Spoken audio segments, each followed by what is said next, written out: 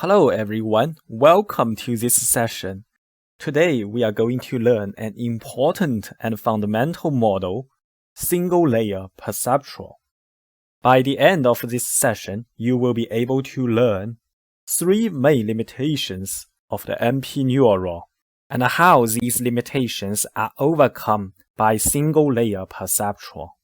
Then, I will introduce the formal definition of the single-layer perceptron model.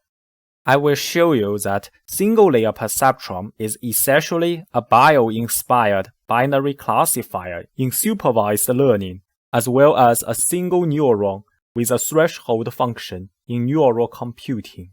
I will also introduce the basic notions such as weights and bias in the perceptron model, and show you why the introduction of the biased value is important. Moreover, I will explain the computational model of perceptron and demonstrate how this can be rewritten into two equivalent vector forms in a concise way. Finally, I will end this session with an illustrative example for output prediction of the perceptron using its vector form. First, let's revisit the NP neuron to see the limitations of this model. This is an NP neuron. These are the inputs and output. The first limitation of this model is that all inputs and output of the NP neuron are limited to binary values, that is 0 or 1. This is because the initial proposal of the NP neuron aims to mimic logic gates only. However, in practice, there are many real applications where input values are non-binary. For example, in a grayscale image, the pixel value is an integer rather than a binary value, ranging from 0 to 255, representing the brightness. Thus, there is a pressing need to enhance the NP neuron model to make it accept real numbers rather than just 0 or 1. The second limitation is that NP neuron treats all the inputs as equally important. That is, the weight for each input is exactly the same, being constant 1. In many cases, some inputs may be more important than others. For example, when Tom wants to decide whether to live in Hawaii, he is more interested in the factor whether there are gorgeous beaches in Hawaii as compared to the factor whether there is a diverse culture in Hawaii. Thus, it is desirable to put more weights on the factor that he is more interested in. Unfortunately, the NP neuron does not allow us to assign more importance to some inputs. The third limitation of the NP neuron is that we are always required to manually set a threshold theta by hand. Once all the inputs xi are added up to a total amount z, we must hand code a threshold theta in order to check whether z is above the threshold. Although we have already known some results of the threshold settings for basic logic gates, such as AND, OR, and NOT, for other new logic gates, it is still not straightforward to manually find the threshold theta by hand. Therefore, it is highly desirable to enable NP neuron to have the learning ability which can automatically find an appropriate theta for any logic gate. Motivated by these, in 1958, Frank Rosenblatt proposed an enhanced version of the NP neuron called perceptron, which is the first learning model for a single-layer neural network.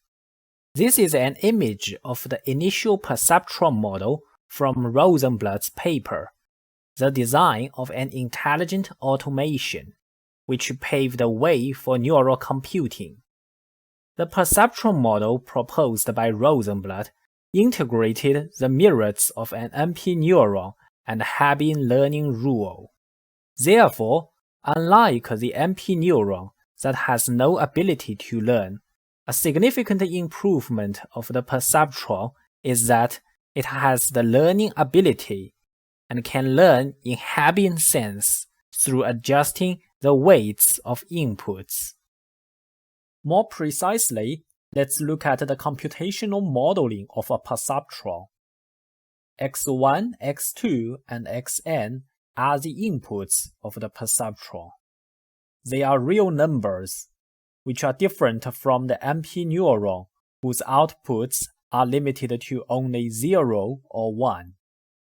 Each input of the perceptron is linked to the neuron. Each connection has a weight value, which is also a real number, representing the importance of each input. Initially, the weight values are randomly selected.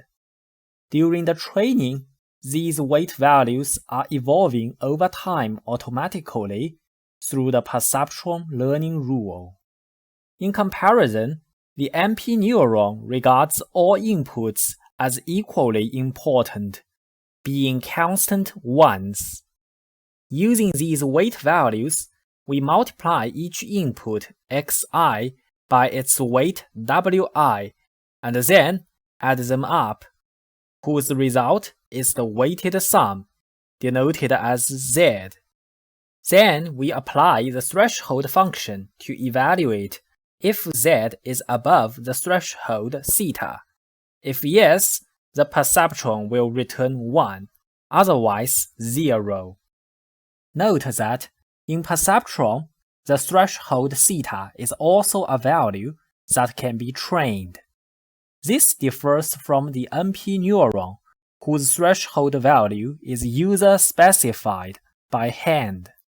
Based on the perceptron definition, we can see that perceptron covers MP neuron as a special case.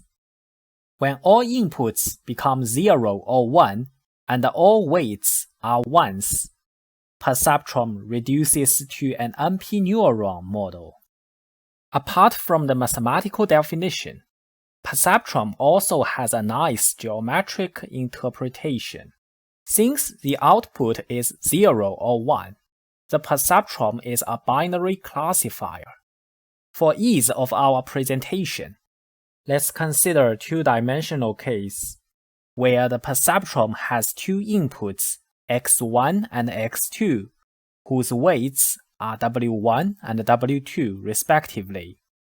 Then, the weighted sum w1 times x1 plus w2 times x2 equals theta represents a straight line that splits the entire plane into two halves.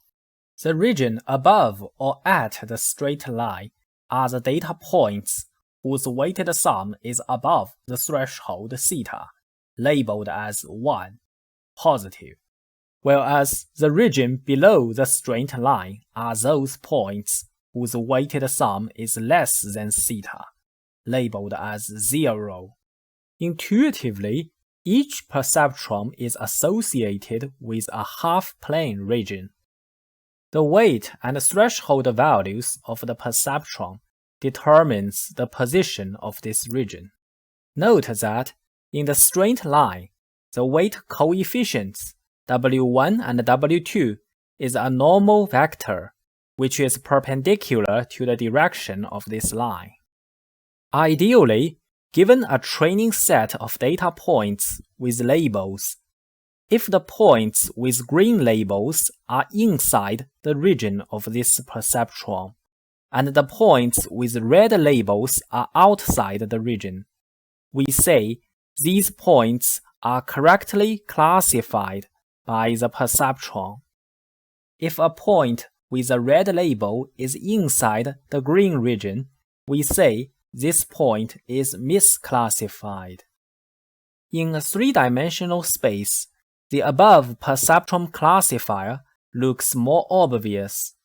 Let's add a y-axis, which is orthogonal to the plane spanned by x1 and x2. The perceptron actually divides the plane into a lower half with 0 output and an upper half with one output, which looks like a step ladder. Therefore, a perceptron is a bio-inspired binary classifier.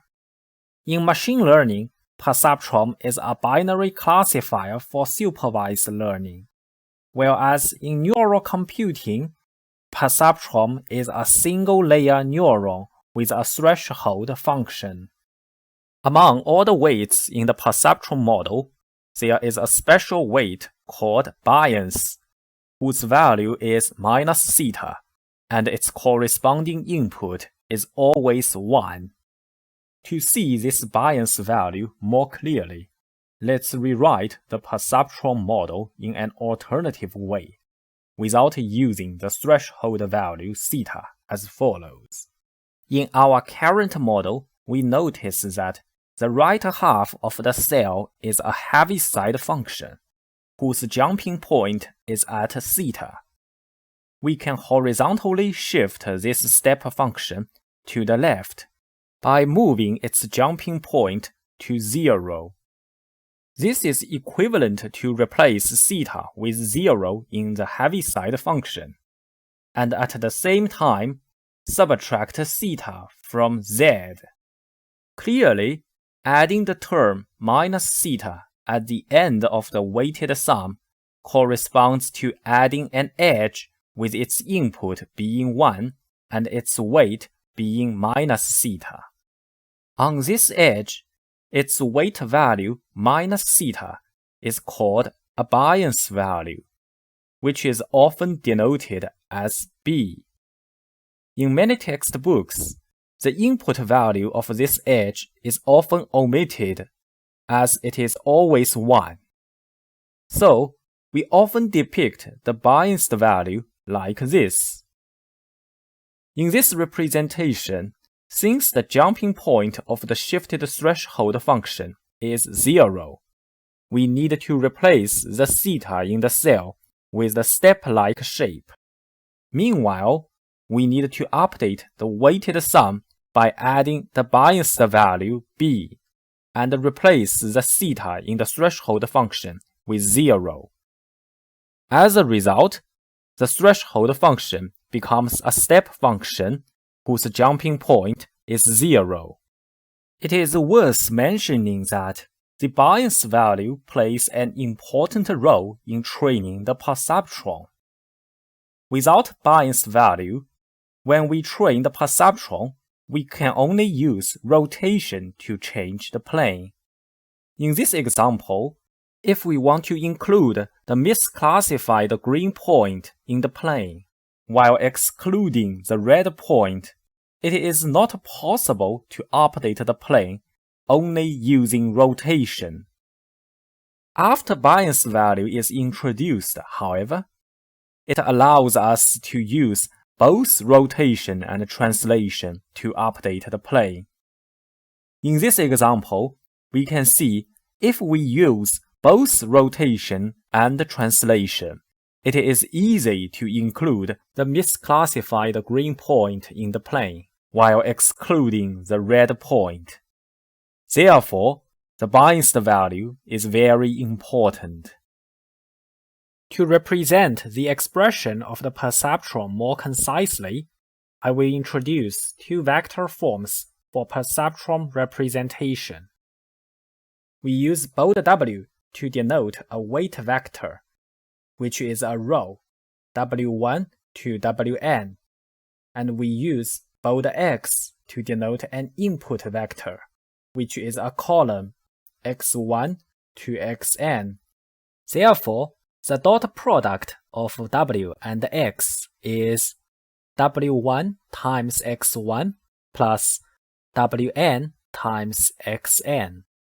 We add bias value b on both sides, which yields the weighted sum z, which is equal to W times x plus b.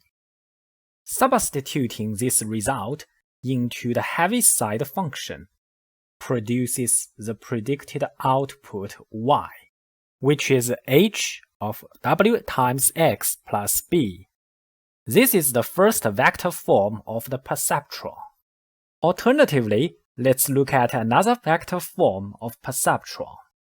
Let W be a row vector, W1 to Wn and B, and X be a column vector, X1 to Xn and 1. Notice that the key difference here from the first vector form is that we append the last element B and 1 respectively into the vector W and X. As a result, the dot product W times X equals W1 times X1 plus Wn times Xn plus B times 1, which is the weighted sum Z. Thus, Y equals H of W times X. Next, let's take an example to demonstrate how to use the vector form of perceptron to predict its output value. In this example, a perceptron has two inputs, X1 and X2, given the weights W1, W2, and biased value B. Depict the diagram of this perceptron and predict its output when X1 and X2 take the following values respectively. To draw this diagram, since this is a perceptron, its activation function is a Heaviside step function. Therefore, we draw a step-like shape at the right half of its cell. For perceptron, there is only one output. Thus, we draw one arrow followed by an output variable, y.